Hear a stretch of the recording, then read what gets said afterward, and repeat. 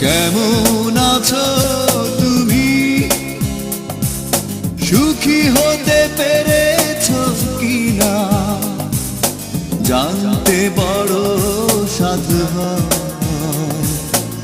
আমাকে ভুলেছো কিনা? কেমন আছো তুমি? সুখী হতে পেরেছো কিনা জানতে বড় সাধু হয়।